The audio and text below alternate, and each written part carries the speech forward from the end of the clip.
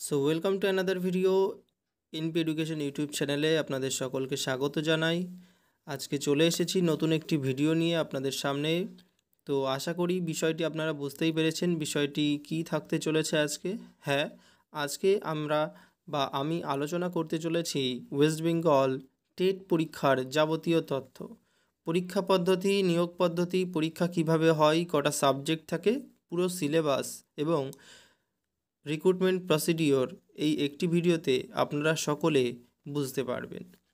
তো দেরি না করে চলুন শুরু করি ভিডিওটি। তো আজকে আমি আলোচনা করব প্রাইমারি টেট সিলেবাস সম্পর্কে। প্রথমে আলোচনা করব। তো এটি পশ্চিমবঙ্গ প্রাথমিক শিক্ষা পর্ষদ দ্বারা প্রকাশিত অফিসিয়াল সিলেবাসটি প্রকাশ করা হয়েছিল ইংরেজি ভাষায়, কিন্তু আপনাদের সুবিধার্থে আমরা সিলেবাসটি বাংলা ভাষায় অনুবাদ করে দিয়েছি। তো এবার আসি নিয়োগ পদ্ধতিতে। তো এখানে পরীক্ষাটি দুটো ধাপে হয়ে থাকে। কি কি ধাপ? সেটি হলো প্রথমত লিখিত পরীক্ষা, সেকেন্ড ইন্টারভিউ। প্রথমে লিখিত পরীক্ষা হয় এবং এই পরীক্ষায় পাশ করলে ইন্টারভিউয়ের মাধ্যমে নিয়োগ করা হয়। তারপর লিখিত পরীক্ষার ধরন জানব, কিভাবে এই পরীক্ষাটা হয়, কোন কোন বিষয় থাকে সেগুলো আমাদের জানতে হবে। না জেনে কিন্তু আমরা কখনোই এই পরীক্ষায় পাশ করতে পারবো না। যে কোনো পরীক্ষা দেওয়ার আগে আমাদের প্রত্যেকের উচিত সেই পরীক্ষার যাবতীয় তথ্য, নিয়মাবলী সব কিছু সম্পর্কে অবগত হওয়া, জেনে নেওয়া যে পরীক্ষাটি আসলে কিভাবে হয়, নিয়োগ পদ্ধতি কী এবং কি কি বিষয় আমাদের পড়া উচিত।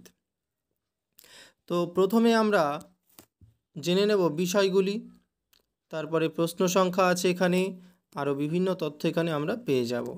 তো বিষয়গুলি কি কি একে একে জেনে নিই। প্রথমে আমরা এখানে দেখতে পাবো 5টি বিষয়।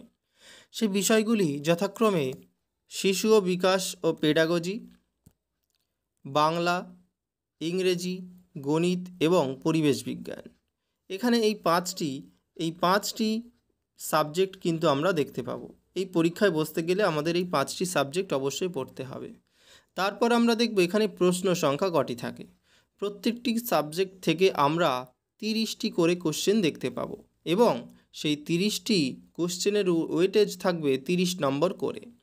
তো প্রত্যেকটি সাবজেক্টে যদি আমরা 30টি করে কোশ্চেন পাই, টোটাল আমরা কোশ্চেন পাবো 150টি এবং নম্বরও থাকবে আমাদের 150টি। তার মানে প্রত্যেকটি কোশ্চেন আমাদের 1 নম্বর করে বহন করবে এবং এই যে 150টি কোশ্চেন অ্যাটেন্ড করার জন্য আমরা সময় পাবো 150 মিনিট। ঠিক আছে, তো টোটাল আমরা 150 মিনিট সময় পাবো এই পরীক্ষাটিতে। আশা করি সাবজেক্ট, সময়, নম্বর এই 3টি কনফিউশন সকলের দূর হয়ে গেছে। নেক্সট ইম্পর্টেন্ট কিছু তথ্য আমরা জেনে নেব। সেটি হলো এই পরীক্ষায় কোনো নেগেটিভ মার্কিং নেই, যেটি আমাদের জন্য খুব ভালো একটি বিষয়, কারণ নেগেটিভ মার্ক খুব অসুবিধাজনক এবং যারা আমরা অন্যান্য কম্পিটিটিভ এক্সাম দিই তারা সকলেই জানি নেগেটিভ মার্ক এর জন্য আমাদের কত নাম্বার নেগেটিভ হয়ে যায়। নেক্সট পয়েন্টে আসি। প্রশ্ন বাংলা ও ইংরেজি উভয় ভাষাতেই আমরা দেখতে পাবো।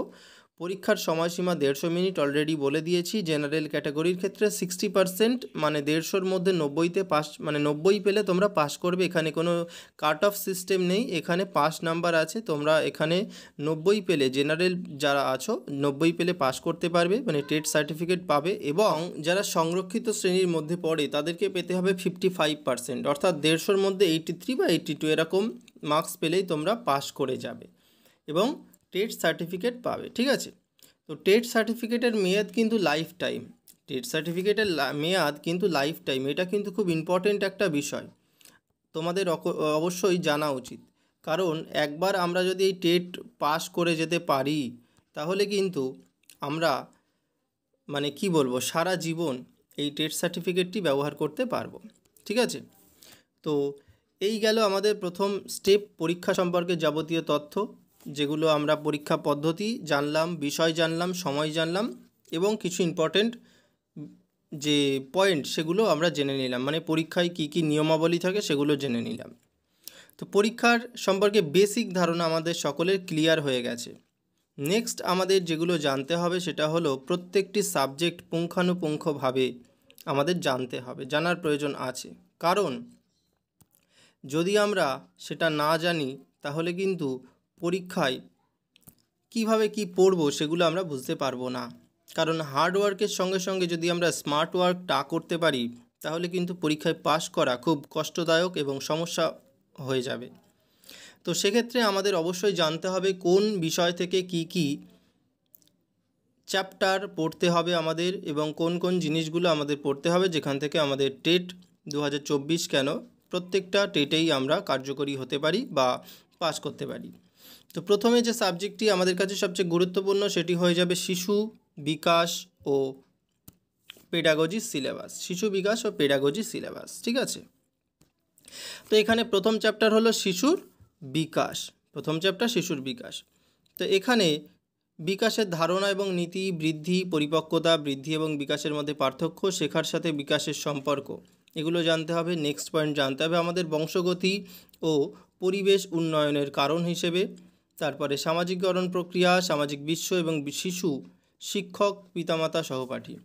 আর্নেস্ট জেম এবং রুশোর পরে জীবনের গুরুত্বপূর্ণ সময়কাল, জীবনকালের প্রতিটি সময় অনুযায়ী শারীরিক, মানসিক এবং সামাজিক বিকাশ, শারীরিক, সামাজিক, মানসিক, ভাষা এবং জ্ঞানীয় বিকাশ। পিয়াজে, কোহলবার্গ, ভাইগস্কি এর মতাদর্শ, এগুলো প্রত্যেকটি বিষয় আমাদের জানতে হবে, খুবই গুরুত্বপূর্ণ। পিয়াজে, কোহলবার্গ, ভাইগস্কি এগুলো কিন্তু বারবার এখান থেকে বিভিন্ন রকম কোশ্চেন আমাদের হয়। নেক্সট পয়েন্ট আছে ব্যক্তিত্বের অর্থ, প্রকৃতি ও তত্ত্ব, মানে ফ্রয়েড আর এরিকসনের তত্ত্ব, ঠিক আছে। নেক্সট আছে বুদ্ধিমত্তা, অর্থ, প্রকৃতি ও তত্ত্ব, স্পিয়ারম্যান, থর্নডাইক, গিলফোর্ড, স্টার্নবার্গ এবং তাদের প্রভাব। নেক্সট পয়েন্ট আছে শিক্ষার্থীদের মধ্যে স্বতন্ত্র পার্থক্য এবং শিক্ষণ শেখার প্রক্রিয়ার শিক্ষাগত প্রভাব। এই হলো বিষয়।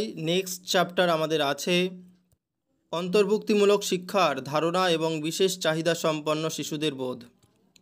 এখানে কি কি পড়তে হবে সেগুলো দেখে নিই। বঞ্চিত, পিছিয়ে পড়া শিশুদের জন্য শিক্ষা, প্রতিবন্ধকতা সহ শিশুদের শিক্ষণ পদ্ধতি, শারীরিক, সংবেদনশীল, উন্নয়নমূলক এবং আচরণগত বা মানসিক বিভিন্ন ধরনের শেখার অক্ষমতা, এগুলো নিয়ে আমাদের পড়তে হবে। নেক্সট পয়েন্ট আছে মেধাবী, সৃজনশীল, বিশেষ ক্ষমতাসম্পন্ন শিক্ষার্থী, এসএলডি সহ শিক্ষার্থীদের জন্য শিক্ষণ পদ্ধতি। নেক্সট জানতে হবে সামাজিক গঠন, লিঙ্গের ভূমিকা, লিঙ্গ পক্ষপাত বা বৈষম্য এবং শিক্ষাগত অনুশীলন হিসেব। তারপর নেক্সট চ্যাপ্টার আমাদের জানতে হবে সেটা হলো শিখন ও শিক্ষণ প্রণালী। শিখন ও শিক্ষণ প্রণালী, এখানে আমাদের কি জানতে হবে? শিক্ষার অর্থ, প্রকৃতি, তত্ত্বের অভাব, প্যাভলভ, স্কিনার, থর্নডাইক, গেস্টাল্ট, এখান থেকে কিন্তু প্রত্যেকবার কোশ্চেন আসে। শিশুকেন্দ্রিক শিক্ষা, শিক্ষাকেন্দ্রিক শিক্ষা এবং প্রগতিশীল শিক্ষা সম্পর্কে ধারণা, শিক্ষণের অর্থ, প্রকৃতি, শিক্ষার বিভিন্ন পর্যায়, শিক্ষার বিভিন্ন স্তর। নেক্সট পয়েন্ট আছে গঠনবাদ, তারপর আছে প্রেষণা এবং শিক্ষণ, মানে এখানে তোমার সেই ম্যাসলোর তথ্য অর্জনের প্রেষণা, এগুলো পড়তে হবে। নেক্সট আছে শিক্ষাদানের পদ্ধতি, বক্তৃতা, প্রদর্শনী, আবিষ্কার, বিভিন্ন রকম যে পদ্ধতিগুলো আছে সেগুলো সম্পর্কে আমাদের প্রকল্প পদ্ধতি, সমাধান, ঠিক আছে, সমস্যা সমাধান, এগুলো আমাদের জানতে হবে। নেক্সট আছে রুমের নির্দেশমূলক উদ্দেশ্য এবং শেখার ফলাফলের শ্রেণীবিন্যাস। নেক্সট আছে মাইক্রো টিচিং এবং বিভিন্ন শিখন দক্ষতা। তারপর গঠনমূলক এবং সমষ্টিমূলক মূল্যায়ন, শেখার জন্য মূল্যায়ন এবং শেখার মূল্যায়ন, স্কুল ভিত্তিক মূল্যায়ন, ক্রমাগত এবং ব্যাপক মূল্যায়ন, ডায়াগনস্টিক পরীক্ষা। তো এরপর নেক্সট পেজ,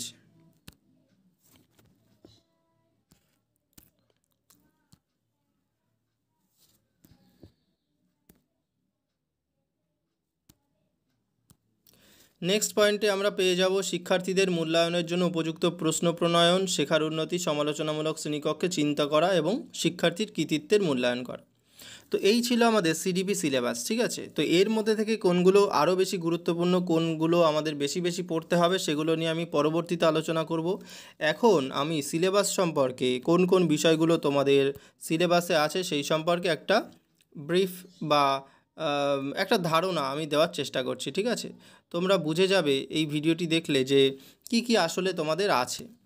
তো সেক্ষেত্রে আমাদের এর পরবর্তীতে আমরা যে বিষয়টি নেব সেটি হলো বাংলা। এবার আমরা জানব বাংলা সিলেবাস সম্পর্কে। তো বাংলা সিলেবাসে ভাষাগত বোধ পরীক্ষা এখান থেকে 15টি এবং শিক্ষণ বিজ্ঞানের ভাষার বিকাশ এখান থেকে 15টি। তো বোধ পরীক্ষার মধ্যে কি আছে, অজানা পাঠ আছে, দুটি পরিচ্ছদ এবং একটি গদ্য এবং কবিতা। মানে এখানে তোমাকে গদ্য কবিতা দেবে, সেখান থেকে গদ্য থেকে 9টি এবং কবিতা থেকে 6টি প্রশ্ন দেওয়া যেতে পারে। ব্যাকরণ এবং ভাষার দক্ষতা সংক্রান্ত প্রশ্ন এখান থেকে হবে। বিভিন্ন রকম ব্যাকরণের প্রশ্ন, ব্যাকরণ থেকে কিন্তু এখানে প্রশ্ন আসবে, কবিতা থাকবে, গল্প থাকবে, গদ্য থাকবে, পদ্য থাকবে। সেখান থেকে যেরকম তোমরা আগে ইংরেজিতে পড়েছো আনসিন, সেরকমই সেটা থেকে কিন্তু আমাদের কোশ্চেন করতে হবে। নেক্সট আসছে শিক্ষণ বিজ্ঞানের ভাষার বিকাশ। তো এখানে কি কি বিষয় পড়তে হবে সেগুলো হলো ভাষা শিখন এবং ভাষার অধিগ্রহণ বা আত্মীকরণ। নেক্সট পয়েন্ট আছে ভাষা শিখন, দক্ষতার ভিত্তি বা ভাষা শিখনের মূলনীতি। নেক্সট আছে ভাষার বৃত্তি বা ভাষা দক্ষতার কার্যাবলী। শোনা এবং বলার ভূমিকা, কিভাবে শিক্ষার্থীরা এগুলিকে সরঞ্জাম হিসাবে ব্যবহার করে সেগুলো আমাদের জানতে হবে। নেক্সট আছে মৌখিক এবং লিখিত উভয় ধরনের যোগাযোগ ধারণার জন্য ভাষা শিক্ষার ব্যাকরণের ভূমিকা। তারপর আছে বৈচিত্র্যময় শ্রেণীকক্ষে শিক্ষকের চ্যালেঞ্জ, ভাষার ত্রুটি এবং ভাষা শিক্ষার অসুবিধা ও অসঙ্গতি। নেক্সট আছে বহুভাষিক কক্ষে প্রথম ভাষায় শিক্ষাদান। নেক্সট আছে ভাষার দক্ষতা এবং বোধগম্যতা মূল্যায়ন। নেক্সট শিখন উপকরণ, এখানে বিভিন্ন পাঠ্য বই, শিক্ষার উপকরণ এগুলো নিয়ে পড়তে হবে। যে বহুভাষিক সম্পদ আছে সে সমস্ত জিনিসগুলো এখানে পড়তে হবে। নেক্সট আমরা পেয়ে যাব প্রতিকারমূলক শিক্ষা, তারপর পাঠ পরিকল্পনা, ডিজাইন, মাইক্রো টিচিং, মূল্যায়ন। এগুলো গেল আমাদের বাংলা সিলেবাস। ইংরেজি সিলেবাসে আমরা জেনে নেব কি কি বিষয় আমাদের পড়তে হবে, কোন কোন বিষয় থেকে আমাদের প্রশ্নপত্র হবে এবং কিভাবে নাম্বার থাকবে। তো প্রথমেই আমরা দেখব ইংরেজি সিলেবাস, তারপরে সেখানে কি আছে, সেখানে কম্প্রিহেনশন আছে, এখান থেকে 15টি কোশ্চেন থাকবে। নেক্সট আছে পেডাগজি অফ ল্যাঙ্গুয়েজ ডেভেলপমেন্ট, এখান থেকে 15টি কোশ্চেন। তো কম্প্রিহেনশনে কি আছে, টু আনসিন প্যাসেজ, যেটা বাংলাতে বলেছিলাম সেখানে আনসিন থাকবে। সে আনসিন থেকে তোমাদের কিন্তু গ্রামার, ভোকাবুলারি এই রিলেটেড কিছু কোশ্চেন তোমাদের অ্যাটেন্ড করতে হবে। সেখান থেকে 15টা কোশ্চেন তোমাদের অ্যাটেন্ড করতে হবে। তো আনসিনটা খুব গুরুত্বপূর্ণ একটা বিষয় এবং গ্রামার পার্ট কিন্তু এখান থেকেই আসবে। নেক্সট আছে পেডাগজি পার্ট থেকে লার্নিং অ্যান্ড অ্যাকুইজিশন, তারপর প্রিন্সিপাল অফ ল্যাঙ্গুয়েজ টিচিং, এগুলো আমাদের জানতে হবে।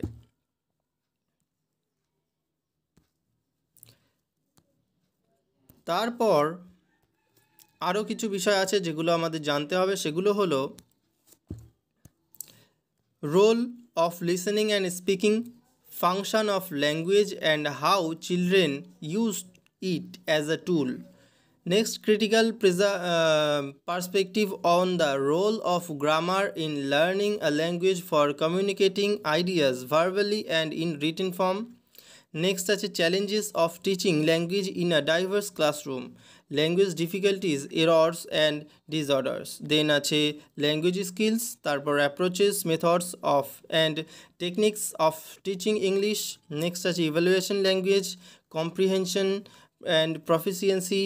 Next আছে teaching learning material মানে TLM. Next আছে remedial teaching. তো এগুলো গেল আমাদের ইংলিশ সিলেবাস সম্পর্কে। আশা করি সকলের একটা বেসিক ধারণা হয়ে গেছে।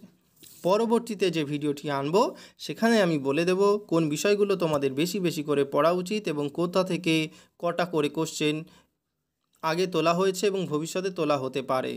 তো নেক্সট আমরা যে সিলেবাসটি জানবো সেটি হলো গণিত বা ম্যাথমেটিক্স। অঙ্কের সিলেবাসটি জানা আমাদের জন্য খুবই প্রয়োজন। তো সেক্ষেত্রে আমরা এবার চলে আসি গণিত সিলেবাসে। তো এখানেও তাই 15 করে ডিভিশন তোমরা দেখতে পাচ্ছ। বিষয়বস্তু কি কি থাকছে এখানে থাকছে জ্যামিতি, মানে বস্তুর আকৃতি, সংখ্যা, যোগ বিয়োগ, গুণ ভাগ, এলাকা এবং পরিধি, সময়, গঠন, অর্থ, এগুলো থাকছে। এগুলোর উপরে থাকছে আমাদের 15 নাম্বার। এবং গণিত শিক্ষণ বিদ্যা, সেখান থেকে থাকছে 15টি প্রশ্ন। এটা আছে, মানে এটা সিলেবাসে আছে। এবার এটা মানবে কি মানবে না সেটা কিন্তু অবশ্যই পর্ষদ জানে, কিন্তু সিলেবাসে কিন্তু এটা বলা আছে যদি সিলেবাস অনুযায়ী কোশ্চেন করা হয় তাহলে 15টি প্রশ্ন আসল ম্যাথ বা অঙ্ক থেকে থাকবে এবং বাদবাকি 15টি কোশ্চেন কিন্তু পেডাগজি পার্ট থেকে দেওয়া উচিত। তো নেক্সট পার্টে আমরা পড়ে নেব কী কী আছে। গণিত শিক্ষণ বিদ্যাতে 15টি প্রশ্ন যেখান থেকে আমরা পাবো সেগুলো হলো গণিত শিক্ষার প্রকৃতি, বৈশিষ্ট্য এবং তাত্ত্বিক দিক, প্রাথমিক পর্যায়ে গণিত শেখানোর লক্ষ্য ও উদ্দেশ্য, গণিত শেখার প্রাসঙ্গিক পাঠ্যক্রম এবং সম্পদ, গণিত শিক্ষক এবং শিক্ষণ শেখার পদ্ধতি। ঠিক আছে, তো এবার আমরা চলে যাব নেক্সট পেজে।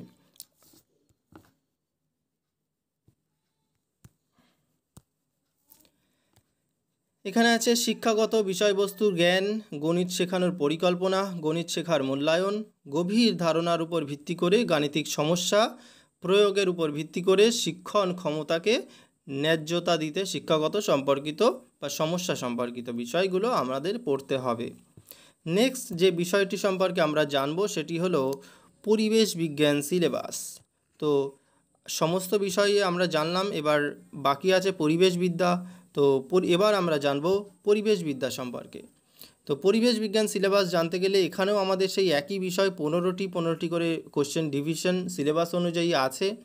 তো আমাদের উচিত বা পর্ষদের উচিত 15টি কোশ্চেন এখান থেকে দেওয়া, কারণ অফিসিয়াল যে আমাদের সিলেবাস আছে সেখানে সেটাই নাম্বার ডিভিশন দেওয়া আছে, কিন্তু সেটা মানবে কি মানবে না সেটা পর্ষদের উপর নির্ভর করছে। তো আমরা জেনে নেব বিষয়বস্তু। পরিবেশে কোন কোন বিষয় থেকে, কোন কোন চ্যাপ্টার থেকে কোন কোন বিষয় আমাদের পড়া উচিত। প্রথমেই আসি শারীরিক এবং সামাজিক পরিবেশ, তারপর ভারত ও পশ্চিমবঙ্গের ভৌগোলিক অবস্থান এবং তাদের পরিবেশ, পরিবেশ সম্পর্কিত ঐতিহাসিক ঘটনা, খাদ্য, আশ্রয়, পোশাক, ভ্রমণ, বাস্তুবিদ্যা এবং বাস্তুতন্ত্র, খাদ্য শৃঙ্খল। নেক্সট আমাদের পড়তে হবে বায়ুমণ্ডল, ভূমি, জল। নেক্সট পড়তে হবে পরিবেশ দূষণ, তারপর উদ্ভিদ, প্রাণী, জীববৈচিত্র্য, প্রাকৃতিক সম্পদ, পরিবার এবং বন্ধুবান্ধব। নেক্সট পড়তে হবে আমাদের বর্জ্য এবং বর্জ্য ব্যবস্থাপনা, তারপর বিশ্বের পরিবেশগত সমস্যা সম্পর্কে পড়তে হবে। নেক্সট আমাদের পড়তে হবে পরিবেশ এবং স্বাস্থ্য, তারপর আছে মানুষের দক্ষতা এবং প্রচেষ্টা। তারপর বিষয় আমাদের পড়তে হবে পরিবেশ শিক্ষণবিদ্যা। ঠিক আছে, এখানে আমাদের কি কি বিষয় পড়তে হবে সেটা আমরা দেখে নিই। তো এখানে আছে ধারণা এবং পরিবেশ বিজ্ঞানের সুযোগ, ইভিএম এর তাৎপর্য এবং সম্বন্ধিত ইভিএম, পরিবেশগত অধ্যয়ন এবং পরিবেশগত শিক্ষা, শিখন নীতি, বিজ্ঞান এবং সামাজিক বিজ্ঞানের ক্ষেত্র এবং সম্পর্ক, উপস্থাপনের ধারণা, কার্যক্রম, পাঠ পরিকল্পনা যেটা আমরা পড়েছি ডিএলএডে, পর্যবেক্ষণ, তথ্য সংগ্রহ, পরীক্ষা, ব্যবহারিক কাজ, আলোচনা, ব্যাখ্যা, অঙ্কন, অনুমান, বিচার এবং ন্যায্যতা। Next CCE. তো আশা করি আমরা সমস্ত যে 5টা সিলেবাস আছে, সমস্ত সিলেবাস বা সমস্ত কোশ্চেন কোথা থেকে হবে সেগুলো আমরা জানতে পেরেছি, পরীক্ষার প্রসিডিওর জানতে পেরেছি। সব কিছুই আমাদের আশা করি টেট সম্পর্কিত যাবতীয় কনফিউশন সেগুলো দূর হয়েছে। যাদের এখনও কোনো রকম কনফিউশন আছে তারা অবশ্যই কমেন্ট সেকশানে জানাবে। যদি কোনো রকম অসুবিধা থেকে থাকে আমি সেগুলো সলভ করার চেষ্টা করব।